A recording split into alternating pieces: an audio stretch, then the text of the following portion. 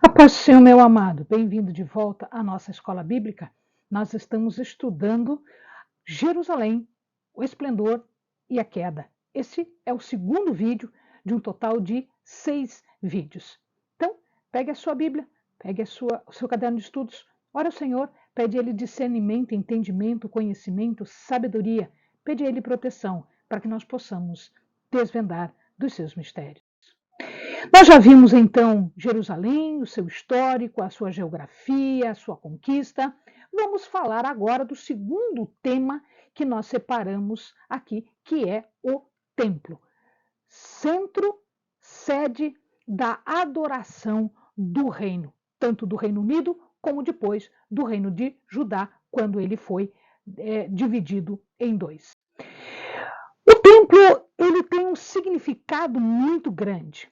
Ele era o lugar em que Deus se encontrava com o seu povo. Então, era um local de encontro. Ele era conhecido no deserto como tenda da congregação. Era, portanto, a morada de Deus. Era onde Deus estava e se manifestava. Era ali que ele revelava todo o seu poder, toda a sua soberania. Esse templo, o primeiro templo construído por Salomão, ele foi quase que uma cópia.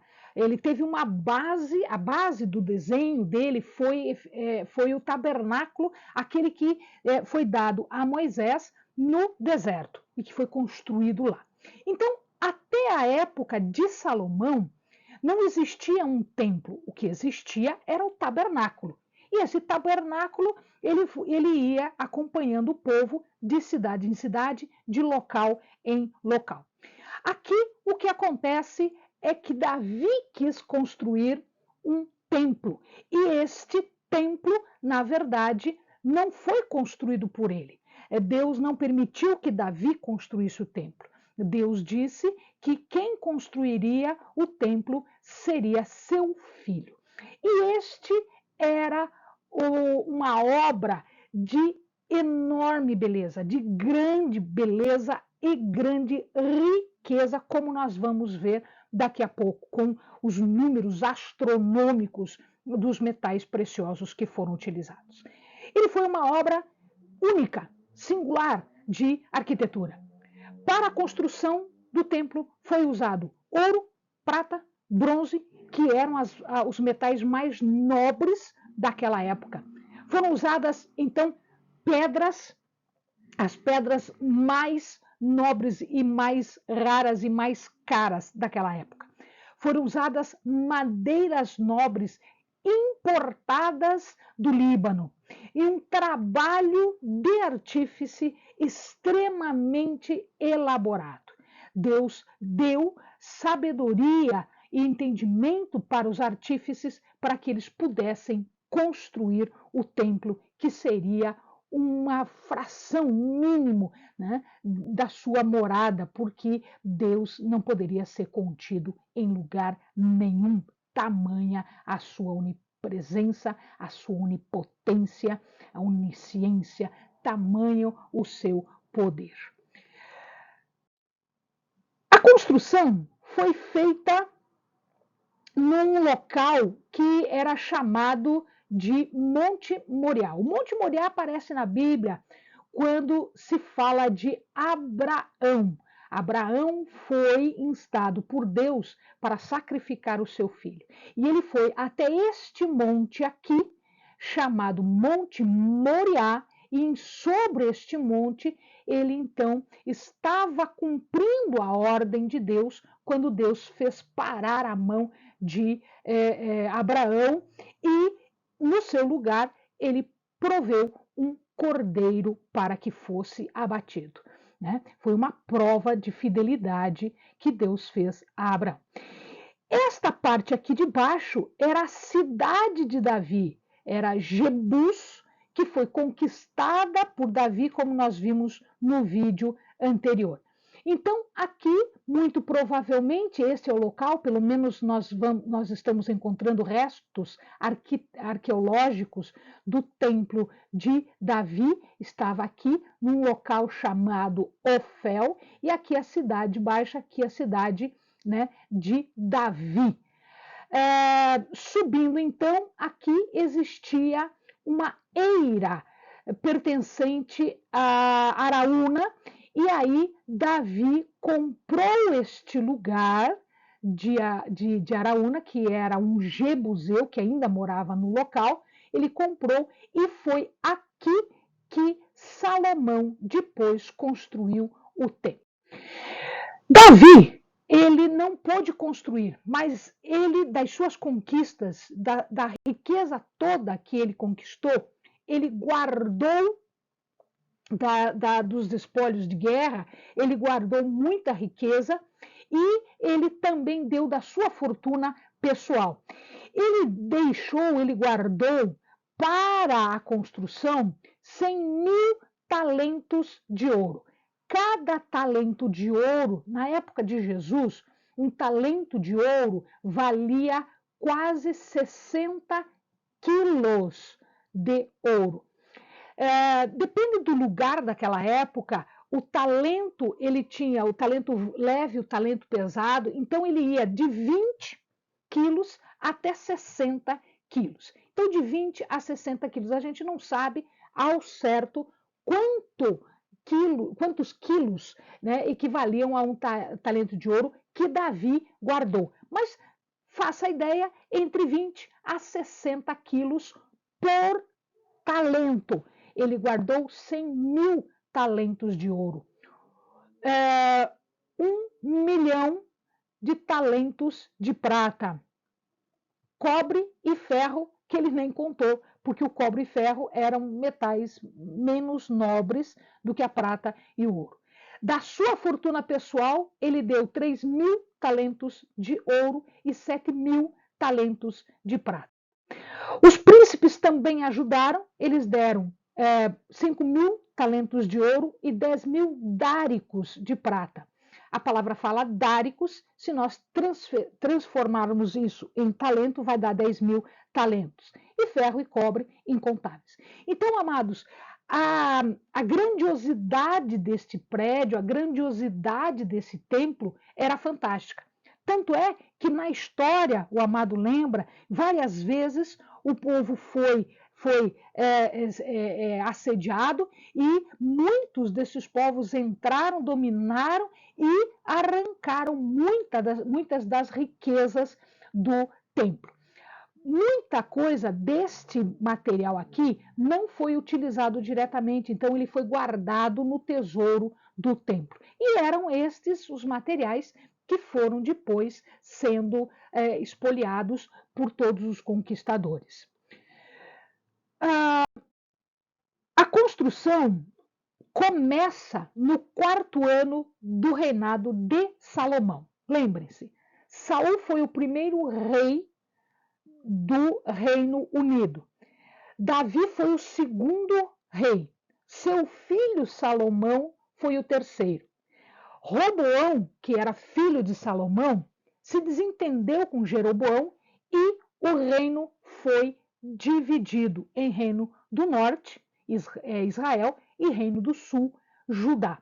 No 4º ano de Salomão, ele começa a construção. Ele vai levar todas as instruções de Davi. Davi recebeu diretamente de Deus tudo o que tinha que ser feito.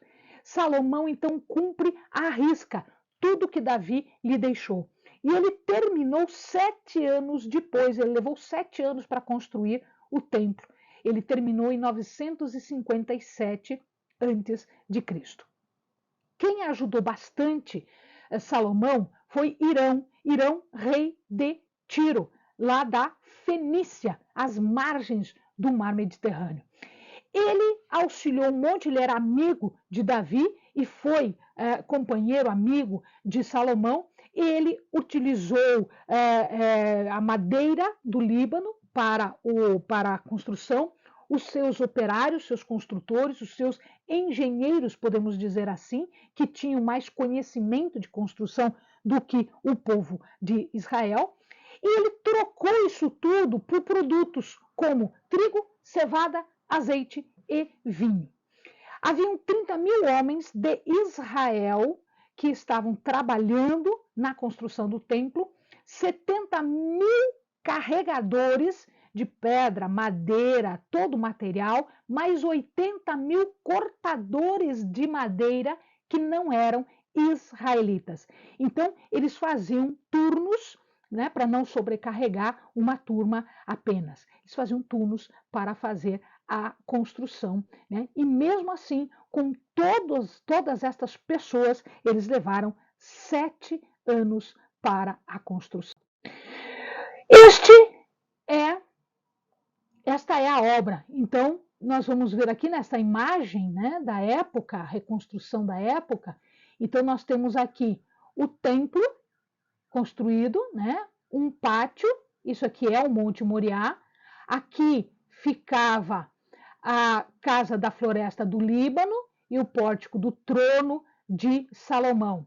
Aqui o palácio de Salomão e fora do Monte Moriá, fora da periferia do templo, aqui nós tínhamos um muro baixinho que separava o solo sagrado do templo dos demais solos, demais utilizações.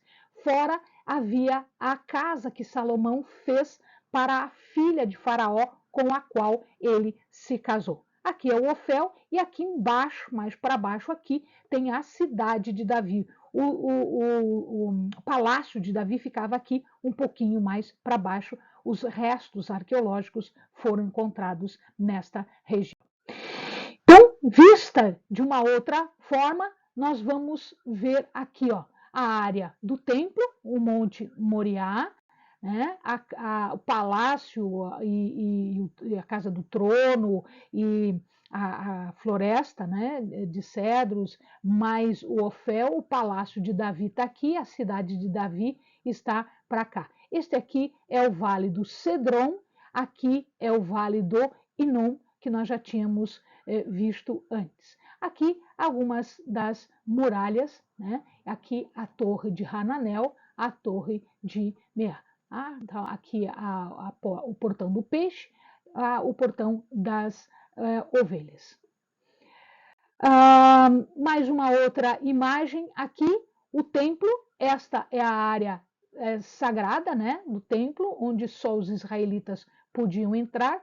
Aqui nós estamos vendo o palácio, né, e aqui mais para baixo todas as outras construções. Então é um outro mapa, né, um outro croquis desta área do templo do Monte Moriá. Então aqui, representando esses rabisquinhos aqui, representam o Monte Moriá, né, a altitude do Monte Moriá.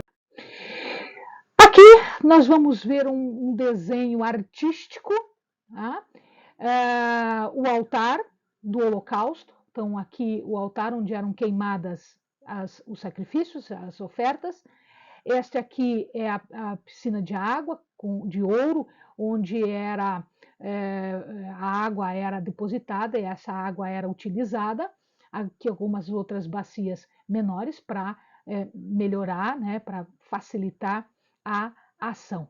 Então, aqui visto de frente, nós estamos vendo aqui a bacia, nós estamos vendo aqui as duas colunas, a entrada no pórtico, e depois a entrada do pórtico nós temos o santo lugar, e aqui o santo dos santos, que era separado por um véu. Então aqui o altar, aqui os sacerdotes, tá, os levitas, que estavam fazendo a obra do Senhor. Então esta imagem, né, é um desenho esquemático, segundo a descrição do templo, conforme ele foi feito e conforme está na Bíblia. Aqui, mais uma vez, a imagem, a vista de cima, né, o portão principal. Aqui podiam entrar apenas os israelitas. Era aqui que se fazia a compra, a venda das coisas. Então, as pessoas, quando vinham fazer sacrifícios, elas vendiam o seu animal, vinham aqui e compravam outro animal ou traziam o animal, ele era sacrificado. Então, aqui, ele era comprado aqui. Então, aqui existiam várias vendas, né? Vendinhas, lugares onde se trocava dinheiro, onde se vendiam as coisas, onde se deixava os cereais, enfim, todas essas coisas. Daqui para dentro, só os sacerdotes podiam entrar. Aqui dentro, só o sacerdote que estava de plantão, e no Santo dos Santos, esse último lugar aqui, apenas o sumo sacerdote entrava numa data específica. Então, aqui nós temos toda a divisão do templo na época de Salomão. Mais uma vez, o templo de Salomão, aqui as colunas, o pórtico, o santo lugar, e aqui o Santo dos Santos, né? O sagrado lugar. Nós temos um vídeo que fala toda a parte do templo, explicando cada parte do templo. Então, por isso que eu não vou agora me ater a este tema, porque nós já temos um vídeo gravado a respeito disso, que o amado pode, então, acessar sem maiores problemas. O templo foi dedicado por Salomão, e no momento da dedicação do templo, uma nuvem fecha o lugar, uma nuvem desce sobre o templo, e isto significa a glória de Deus, o Shekinah de Deus. Isso tudo enche o lugar. Essa passagem está em 2 Crônicas 5, 11 até o 14. E é aqui que Deus fala ao povo depois da dedicação do templo, dizendo que se o povo fosse fiel, Deus estaria com eles. Se o povo pecasse, o povo tinha que, então, se arrepender de coração e voltar a ele para que o mal da aliança, né? Porque a aliança, ela continha bênçãos e maldições. Para aqueles obedientes havia bênçãos, para os desobedientes e rebeldes havia maldição. Então aqui Deus relembra, né, as bênçãos e as maldições, dependendo apenas da fidelidade ou da rebeldia do povo à aliança que Deus havia feito com eles. Então, isso está em 2 Crônicas, no capítulo 7. O templo foi destruído em 586 pelos babilônicos, pela Babilônia, tá? E depois a Babilônia, ela é conquistada, ela é dominada por Ciro o Grande, e por ordem de Ciro vai se fazer a reconstrução do templo.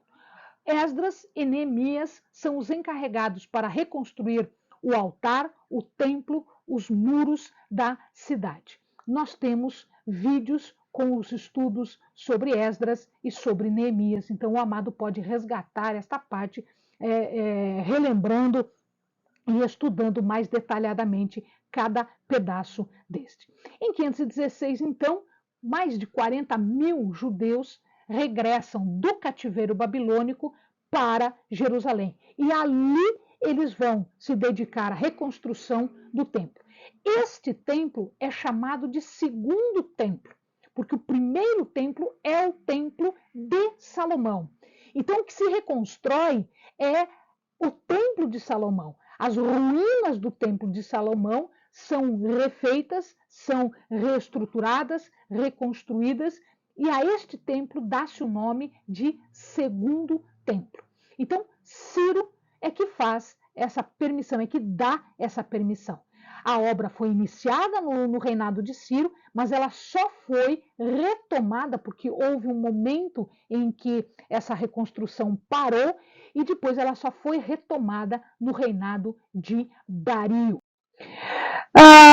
Esdras e Neemias, então, são os responsáveis pela reconstrução do templo. E aí reiniciam-se todos os sacrifícios, as ofertas e etc.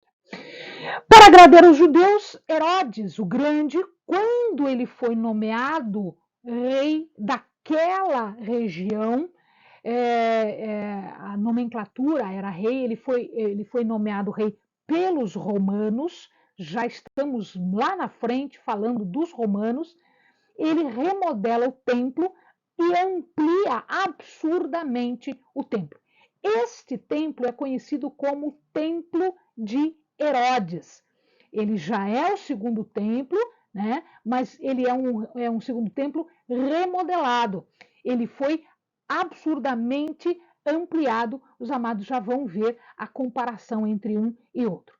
Ele manda construir a Torre de Antônia, em homenagem ao imperador Antônio, com o qual ele se dava muito bem. E ali, nesta Torre Antônia, ficava uma guarnição romana. E era por ali que eles tinham acesso ao interior do pátio do templo. Então, os judeus eles estavam livres, mas não tão livres, porque havia sempre uma vigia romana ali, porque a muralha, a Torre Antônia, né, no canto da muralha, ela tinha uma visão bastante ampla deste lugar. Este templo foi o templo que Jesus conheceu. E é este templo, quando todo mundo começa a falar do templo, olha que pedras, olha que maravilha, olha que fantástico, olha que isso, olha que aquilo, foi este templo que Jesus conheceu e foi sobre este templo que ele diz que não haveria de ficar pedra sobre pedra. Isto efetivamente aconteceu no ano de 70 depois de Cristo. São essas duas histórias que nós vamos contar lá na sequência, nos próximos vídeos. A destruição do templo e da cidade de Jerusalém em 586 antes de Cristo e a destruição da cidade do templo depois de Cristo no ano de 70. Aqui está o templo de Herodes. Então, o templo de Herodes, aqui ó, a fortaleza Antônia, bem num canto, ele dava acesso a tudo. Se o amado percebe, existe aqui uma mureta bem baixinha, onde só os israelitas podiam entrar. E lá dentro, apenas os levitas, e dentro o sacerdote, e no Santo dos Santos, apenas o sumo sacerdote. Então, aqui a corte, os pórticos, então, essa foi a grande construção dada por Herodes. Aqui, uma outra vista, né? Essa parte aqui ainda existe.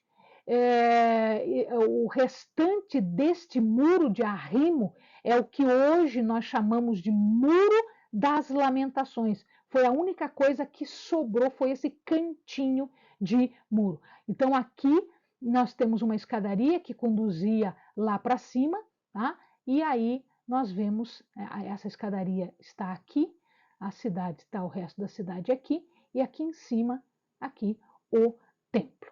Depois esse templo vai ser destruído, vai ser construído duas outras estruturas ali que nós já mencionamos para vocês, a cúpula dourada e a parte relacionada aos muçulmanos, né, que eles construíram. Aqui, para a gente fechar, nós temos a comparação, tá, em escala do Templo de Salomão e do Templo de Herodes. Então, a gente vê que houve um acréscimo, né? Principalmente na área toda do templo. Para fazer isso, ele teve que preencher, porque isso era um monte, né? O Monte Moriá, ele teve que fazer muros de arrimo, que era para conter todo esse pátio, essa parte de fora aqui. Então, aqui um esquemático, né? Só para o amado ter uma ideia, e aqui o Templo de Salomão, né? Muitas vezes maior. Amém, amados? Bons estudos!